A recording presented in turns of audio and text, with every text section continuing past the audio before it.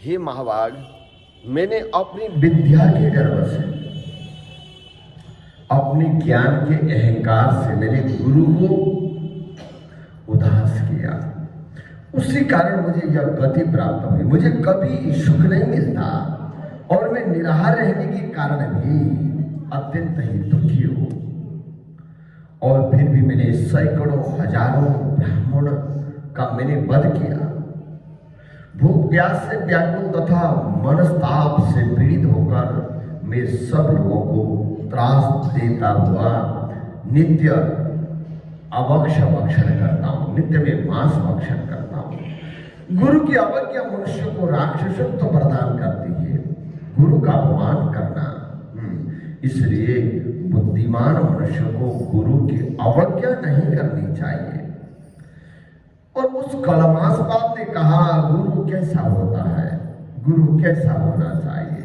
उदासीनं गुरुं कृत्वा प्राप्तवा नित्यशं गति, न चले वे सुखम किंचित निराहारोति दुःखितः, तथापि भक्षिता शतसौध सहस्रश क्षुत्पिपासा परो नित्यं, मंतस्तापेन पीडितः जगत्रास करो नित्यं, मांसासनपरायणः गुरुर्वाक्या मनुष्याणां राक्षसत्व प्रदायिनी, ययैवा दृष्ट्वा सा बाणं तत्त्वं धीमान् नकारयेत्। गुरुस्तु कीदृश प्रोक्त कस्तो या श्लाघित पुरा। उन्होंने कहा, गुरु कैसा होते हैं, कैसा होना चाहिए। तो बोले, यह भी हमें बताइए। उन्होंने कहा, आपने पहले किसकी भक्ति की थी, वह सब भी मुझे बताइए। बोले, मुझे बड़ा कौतूहल है। सोमदत्त बोला, गुरु बहुत आदरणीय तथा पूज्य होते हैं। ये सके, मैं तुम्हें उनके विषय में बताता हूं।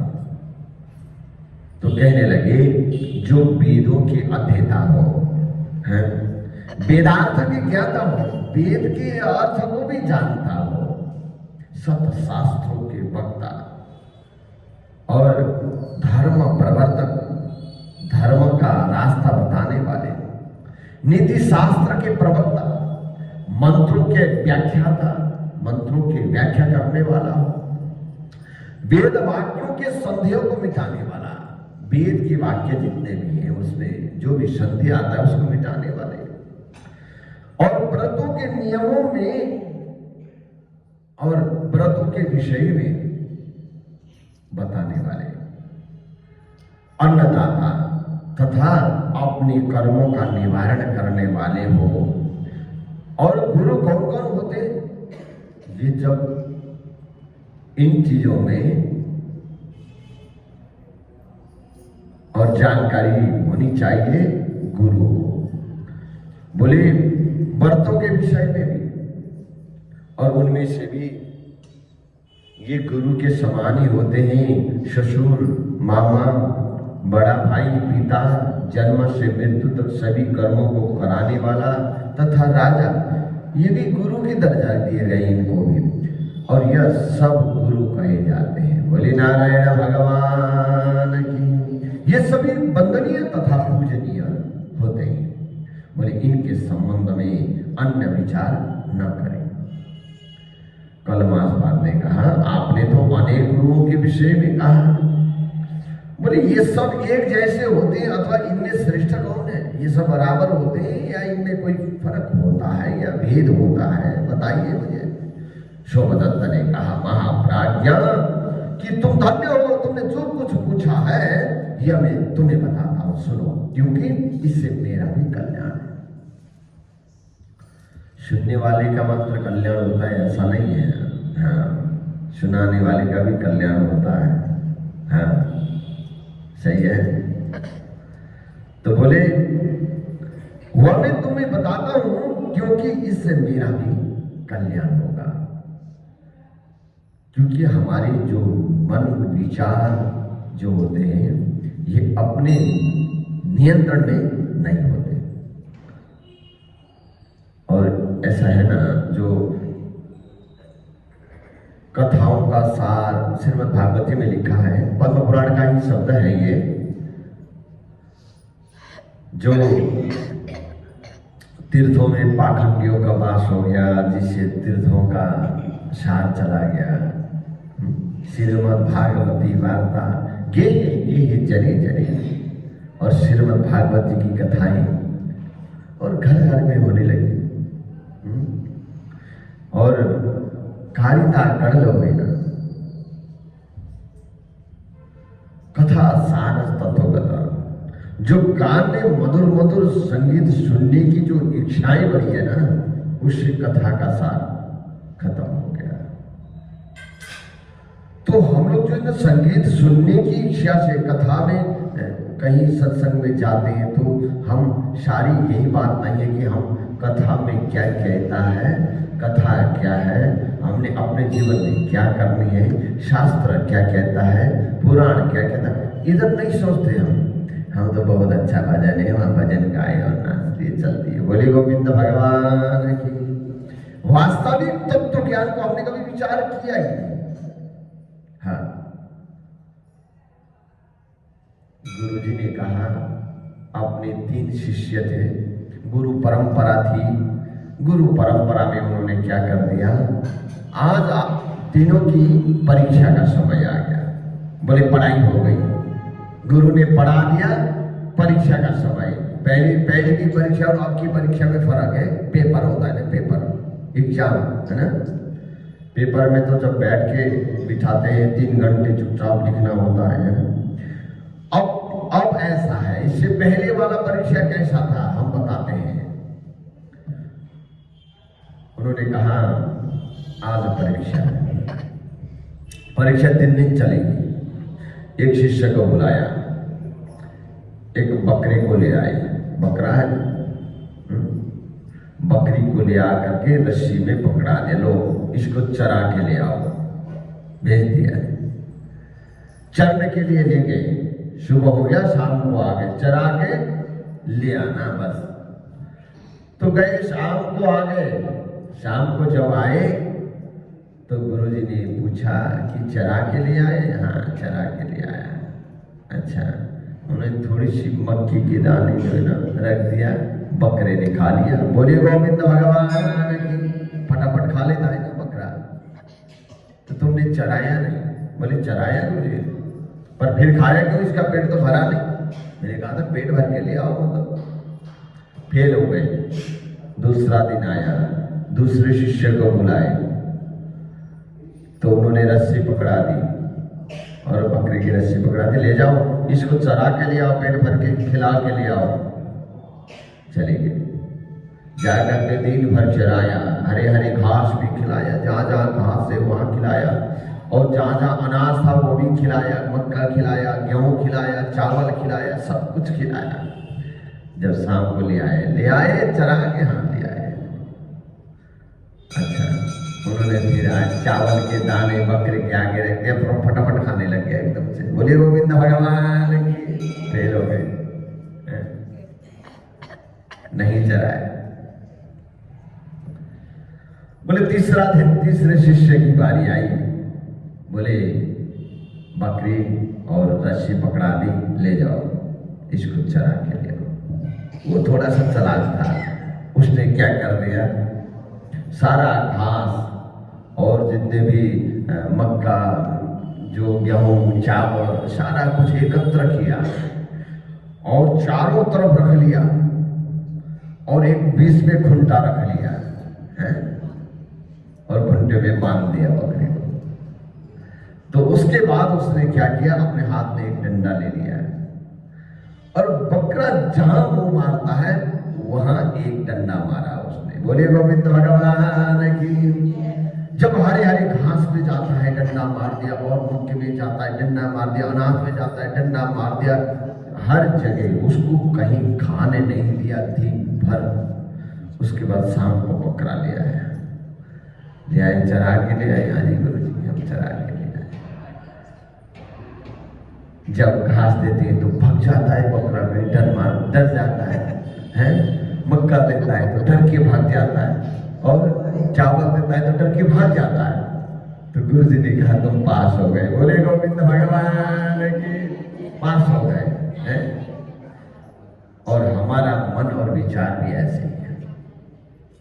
हम जाते हैं सत्संग में जाते हैं, हम वास्तविक चीज को नहीं लेते, हमें जो आवश्यकता की चीज है वो नहीं लेते, क्योंकि हमारी आंख, हमारी कान, जितने भी हमारे ज्ञानेंद्रियां, कर्मेंद्रियां हैं, वो कहाँ आकर्षित होते हैं? वो वहीं आकर्षित होते हैं जहाँ सुंदर संगीत चाहिए। हमें तत्व ज्ञान नहीं है। मुक्ति कब होगी? जब तक तत्व ज्ञान नहीं होता तब तक मुक्ति और ज्ञान नहीं प्राप्त हो सकती। तो इसलिए गुरु तो सब बराबर है, परंतु जो तत्व ज्ञान देने वाला गुरु वो सर्वश्रेष्ठ होता है। बोले गोविंद भगवान की जय। उन्होंने कहा यद्यपि हम राक्षस भाव में होने के कारण, तो उन्होंने कहा वो सबसे श्रेष्ठ गुरु कौन सा है? हमने एक दृष्टांत दिया, उसी के अनुसार उन्होंने भी बताया कि श्रेष्ठ गुरु कौन होते। आपने तो कहा सब बराबर है। सोमदत्त बोला महाप्राज्ञ तुम धन्य हो, तुमने जो पूछा वो मैं तुम्हें बताता हूँ, सुनो, क्योंकि इससे मेरा भी कल्याण होगा। यद्यपि हम राक्षस भाव में होने के कारण भूख तथा प्यास से व्याकुल है, फिर भी गुरु महात्मा की चर्चा करते हैं, गुरु की चर्चा करते हैं, हमारा कल्याण ही होगा। उन्होंने कहा ये सभी गुरु निस्संदेह समान रूप से सदैव पूजनीय है, फिर भी मैं तुमसे शास्त्रों का उत्तम सार कहता हूँ, सुनो। वेदों के अध्यापक, मंत्रों के व्याख्याकार, पिता तथा धर्म उपदेशक, ये सब विशिष्ट गुरु कहे गए। एक अध्यापक हो गए, पढ़ाने वाले, एक मंत्रों के व्याख्याकार, एक पिता, एक धर्मों के उपदेशक। ये चार जो है ना, ये विशिष्ट गुरु है। और राजन, इनमें भी परम गुरु के विषय में सुनो। अब उससे भी श्रेष्ठ गुरु की बात बताते हैं, सुनो। सब शास्त्रों को जानने वाले कहते हैं कि जो देव पूजा के कर्म, देव पूजन के फल तथा गुरु मंत्र को दे, वही परम गुरु है। जो गुरु धर्मशास्त्र तथा पुराणों का उपदेश करे, उन विद्वानों को भी परम गुरु समझना चाहिए। राजन, वेद शास्त्रों का विभाजन करने वाले धर्मात्मा वेद व्यास ने पुराणों में ये सब धर्मों का वर्णन किया है। जो लोग भक्तियुक्त होकर पुराणों को सुनते हैं, श्रवण मात्र करते हैं, बोले उनकी बुद्धि स्थिर तथा धर्मपरायण होती है। धर्म से पाप नष्ट हो जाते हैं तथा पवित्र ज्ञान की उपलब्धि हो जाती है। जो लोग धर्म, अर्थ, काम, मोक्ष तथा इच्छित फलों की अभिलाषा रखते हैं ना, उन्हें निस्संदेह पुराण सुनना चाहिए। बोले मुझे यह ज्ञान, आपको ये ज्ञान कहाँ से मिला है? मुझे ये ज्ञान गौतम ऋषि ने दिया। ऋषि गौतम है ना, कि उन्होंने बताया। मैंने गंगा नदी के मनोरम तट पर संपूर्ण धर्मों के विषय में पुराण शास्त्र कथन उन्हीं के द्वारा मैंने सुना है। महर्षि गौतम जो है, एक समय में शिव जी की पूजा कर रहा था। उसी समय वो वहां पहुंचे, परंतु मैंने उन्हें प्रणाम नहीं किया। तब उन महाबुद्धिमान, तेजस्वी, शांत स्वभाव वाले गौतम ऋषि ने मुझे धर्म कर्म करते हुए देखा। देख करके यह सोच करके प्रसन्नता प्राप्त की कि यह मेरे बताए हुए धर्म मार्ग पर ही तो चल रहा है। तो परंतु मुझे पूजा में ही संलग्न जान करके जब शिवजी ने गुरु की अवज्ञा देखी, तो उन्होंने मुझे राक्षस बना दिया। बोले गोविंद भगवान की। ब्रह्म राक्षस कहता है, मेरे गुरु आए गौतम ऋषि। गौतम ऋषि ने क्या विचार किया कि मेरे बताए हुए मार्ग पर चल तो रहा है, ठीक है, परंतु वहां पर क्या हुआ, भगवान भोलेनाथ जी ने देखा कि गुरु का अपमान कर रहा है। सम्मान सबका करना है। कहते हैं अपूज्या यत्र पूज्यन्ते पूज्या नाम च व्यतिक्रमः त्रीणि तत्र प्रवर्तन्ते दुर्भिक्षम मरणं भयम्। जहां अपूज्य जनों को पूजा जाता है, जहां पूज्य जनों में व्यतिक्रम होता है, क्रम भंग होता है, वहां तीन बातें आ सकती है, दुर्भिक्षम, मरणम, भयम। या दुर्भिक्ष होगा, या मृत्यु होगा, या भय होगा। अब वहां पर बैठे हुए हमने सबसे पहले पूजन किसका करना है, यह हमें जरूर विचार करना चाहिए। पूजा में भी व्यतिक्रम नहीं होना चाहिए। पहले तो ये बात है, अपूज्य जनों को पूजना ही नहीं चाहिए। जहां पूजना है तो वहां पर भी व्यतिक्रम नहीं होना चाहिए, क्रम भंग नहीं होना चाहिए। इसलिए सबसे पहले हम श्री सूर्य नारायण का ध्यान करें, गायत्री स्मरण करें और अपने इष्ट देवता उनका जो है ना स्मरण करने के बाद सबसे पहले गणपति भगवान जी का पूजन। अच्छा, उससे पहले भी पूजन बताए हमने सूर्य नारायण जी का, कर्म साक्षी का, इनका सबका पूजन करने के बाद फिर गणपति भगवान जी का यह है। अथवा उसी प्रकार से कर्म भंग नहीं होना चाहिए, जो कि किसको पहले पूजना है किसको बाद में पूजना है। शादी में होता है ना, जब जाते हैं तो सबसे पहले किसको बुलाए, है ना, होता है ना, मिलनी नहीं होता। वहां पर थोड़ा सा गड़बड़ हो जाती है, मेरे को बाद में बुलाया सबसे लास्ट में। हाँ जी, परिवार में सब जो है ना उद्दंड मचा देंगे। तो वो होते हैं ना फूफड़, क्या बोलते हैं, जीजा फूफड़, उनका पहले होता है। हाँ हाँ, वो कोई बिल्कुल वही है, व्यतिक्रम हो गया। हाँ, आपने वो चाचा ससुर जी को पहले बुला दिया, क्या बोलते हैं, चाचा फूफड़ को बुला दिया पहले, और अपने फूफड़ को छोड़ दिया तो झगड़ा हो जाएगा, हो गया ना। हाँ, बोले जहां व्यतिक्रम हो वहां पर तो खराब हो जाता है। इसलिए कर्म भंग मत करना, ध्यान रखना इस बात का। बिल्कुल यही तो कार्य है, इसी कार्य में तो ध्यान देना है। इनका ये पूजन है, इनका ये पूजन है, इनका ये पूजन है। इसी प्रकार से देवताओं का पूजन करते हैं तो पितरों को मत भूलना, ये भी ध्यान रखना। हाँ, पितरों का पूजन के बाद फिर देव पूजन। तो ये कहते हैं कि क्रम भंग नहीं होना चाहिए। तो उन्होंने कहा, गौतम ऋषि जब वहां आए, भगवान भोलेनाथ जी ने मुझे श्राप दिया। बोले क्यों? क्योंकि तुमने गुरु का अपमान किया। तो गुरु जी कहते अब करना क्या है वहां पर? वहां पर क्या करना चाहिए? गुरु को भी नतमस्तक होना चाहिए। गुरु ने बताए हुए मार्ग भोलेनाथ जी का भी पूजन दोनों को करना है। वो कैसे करना है आपने विचार करना। वो कर्म भंग भी नहीं होना चाहिए, किसी का अपमान भी नहीं होना चाहिए। बोले गोविंद भगवान की। जो मनुष्य गुरु सहित बड़ों का आदर से पूजा करता है उसे सब संपत्ति प्राप्त होती है। राजन, मैं उसी पाप के कारण चल रहा हूँ, पता नहीं मुझे क्षुधाग्नि से कब मुक्ति मिलेगी। मैं तो भूखा हूँ, मैं कुछ खा नहीं सकता। शुद्ध जी महाराज बोले, ब्राह्मणों, इस भांति उस वट वृक्ष के नीचे धर्म चर्चा करते हुए वह दोनों पाप मुक्त हो गए। धर्मों की चर्चा करना भी पापों से मुक्त हो जाते हैं। धर्मों के विषय में बात करना, धर्मों के विषय में चर्चा परिचर्चा करना, इतने से भी हमारे पूर्व जन्म के पाप कट जाते हैं। बोले गोविंद भगवान की जय। और शुद्ध जी महाराज इस प्रकार कहते हैं। तभी वहां कलिंग देश के वासी गर्ग नामक एक ब्राह्मण वहां पहुंचे। जब वो धर्म चर्चा हो रही थी, बड़ के पेड़ में बैठा हुआ राक्षस और वह ब्राह्मण, वो दोनों आपस में बात कर रहे थे। वहां पर वहीं से जाते उसी रास्ते से गर्ग नामक एक ब्राह्मण वहां पहुंचे। उनके कंधे पर ना गंगा जल रखा हुआ था। वो दोनों राक्षस थे, दोनों आपस में जो है ना श्राप के कारण से राक्षस बन गए थे। तो वहां से जाते हुए एक कंधे पर गंगा जल रखा हुआ और कलिंग देशवासी गर्ग नाम का ब्राह्मण है वो वहां पहुंचे संयोग से, और प्रसन्नता पूर्वक भगवान शंकर जी के नाम को जप रहा था। ओम नमः शिवाय, ओम नमः शिवाय, ओम नमः शिवाय जप रहा था। और उस मुनि को देखकर पिशाचों तथा राक्षस दोनों ने कहा, हम दोनों का भोजन आ गया। वो तो खुश हो गए, बोले मनुष्य ही तो उनका भोजन है।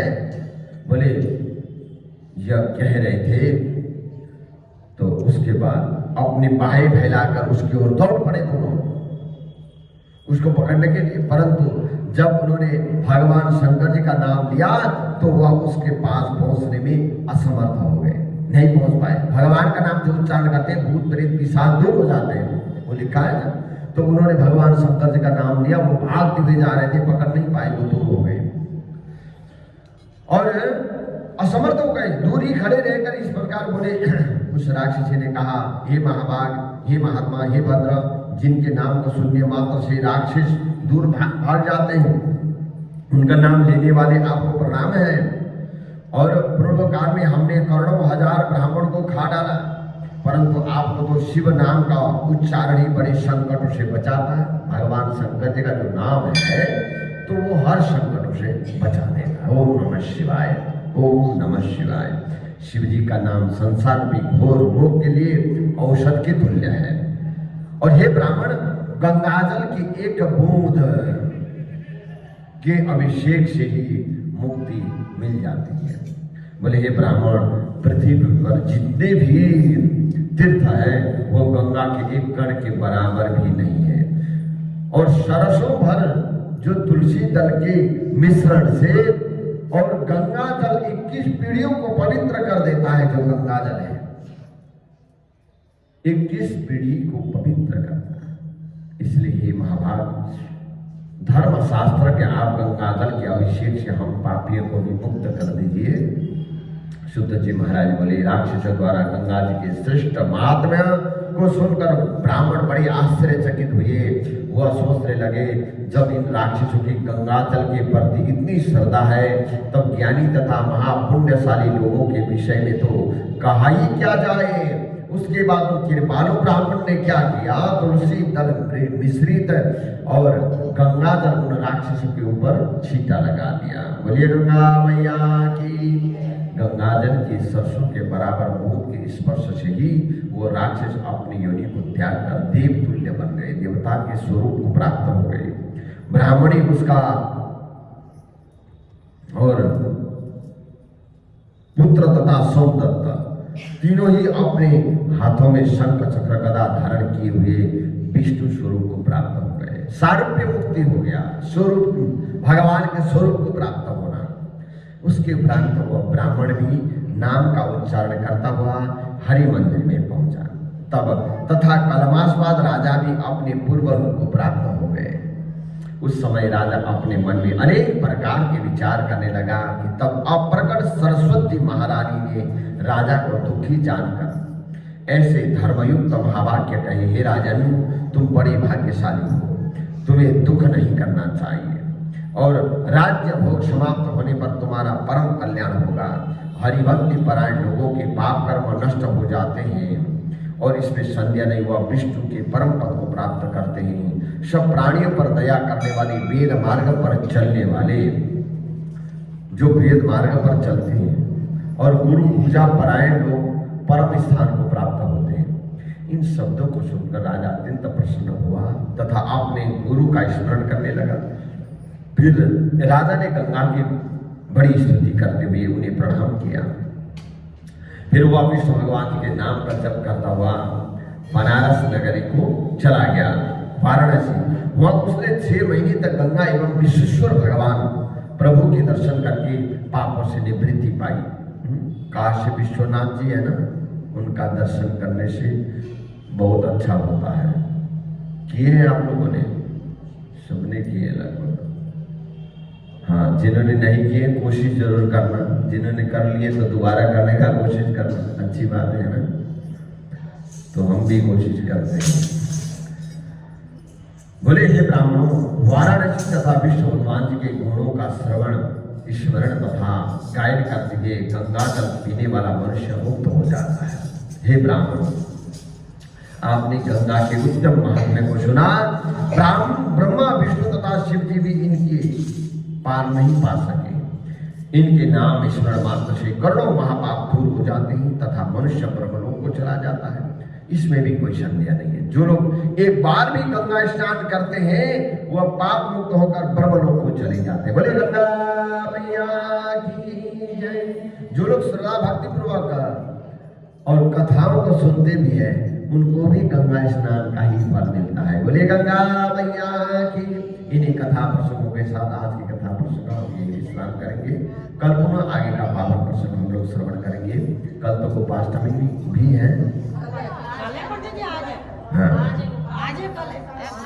अष्टमी जो है ना, हम कथा कल सुनेंगे और गौ भोजन आज। हाँ जी, अष्टमी का आज रखना होगा। बोले गोविंद भगवान की। बाहर लिखा हुआ है, एक बार देख लेना, मैंने परसों भी बताया था। नहीं लिखा? नहीं, जंडाल मंदिर में भी लिखा ना आज की गो